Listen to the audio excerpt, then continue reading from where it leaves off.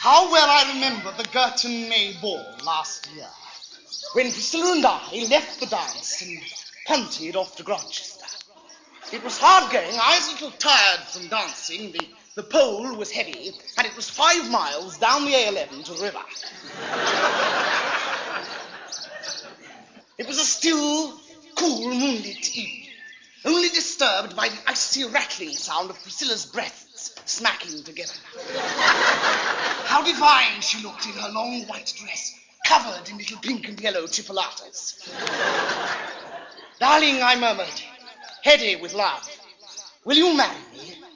Somewhere a toad farted.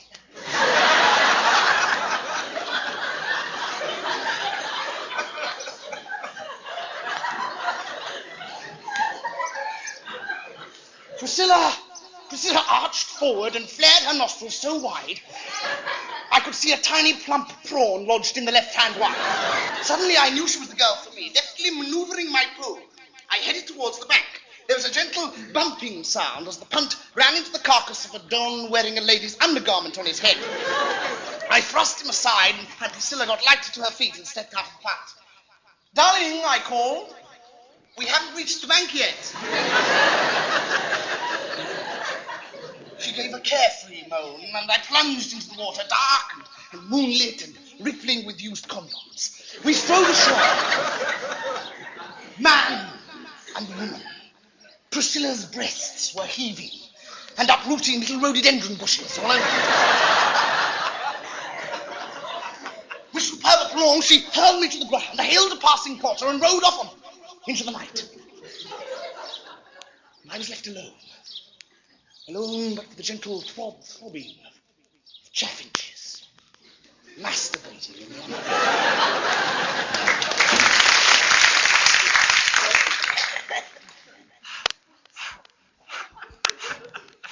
Is it my fantastic personality? No. Is it my enormous good looks? No. Is it my ludicrous French accent? No. It's my asthma. Loved it. No, I absolutely loved it. Quite simply the best school play since I played the lead here so many years ago. I'm sorry I'm late, everyone. I'm dreadfully sorry I'm late. I got stuck at this dreadfully dull cocktail party. You know, the usual British theatrical crowd were there. Larry Olivier, Frankie Finlay, Dottie Tootin, and Emlyn Hughes. But what I saw of the second half was a triumph. No, really, an absolute triumph. I thought your choice of play was wonderful. I think I could detect Bunty's influence there. Hello, Bunty.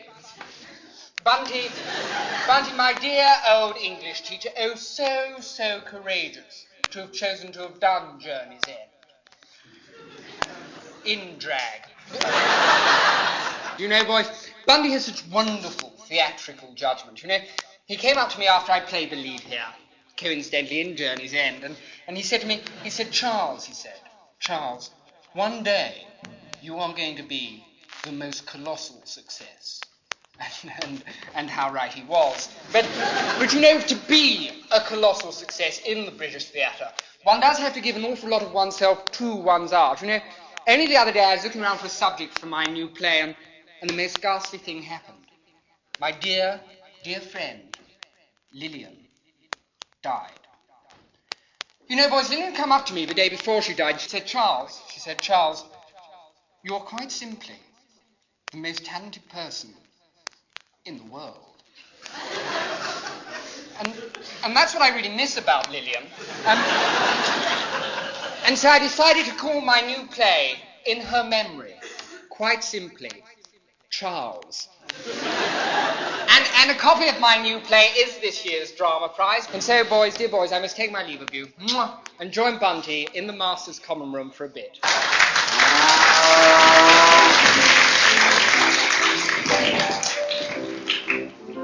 I'd like to see another blues song about a cowboy who's fallen on hard times.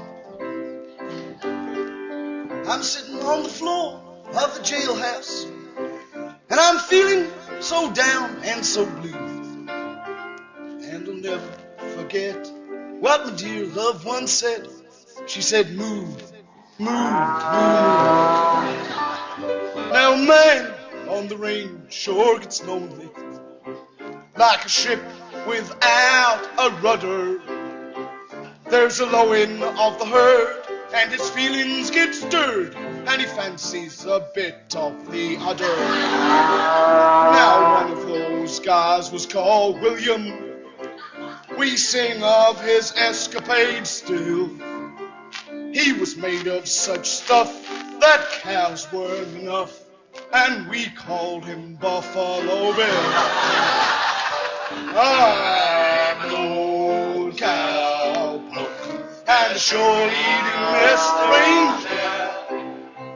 There were no ladies there, but we didn't care. We were too busy poking the cow. We were too busy poking the cow. Now man meets his match in the end, and now I am filled with remorse.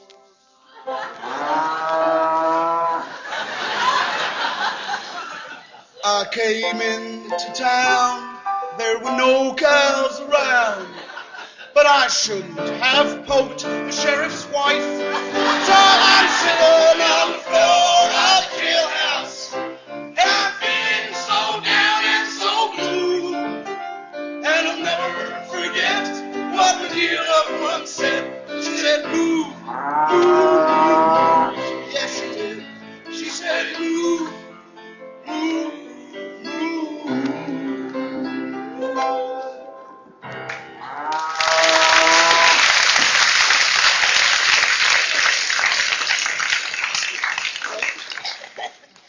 There will now be a short interval. That's it. And now be a slightly longer interval.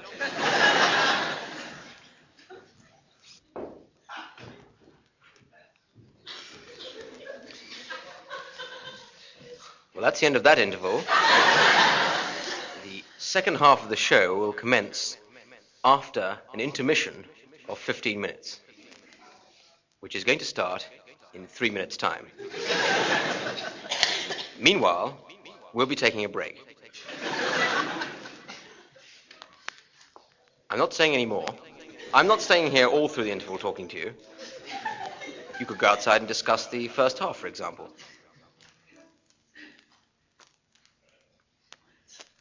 Or you could sit there in silence.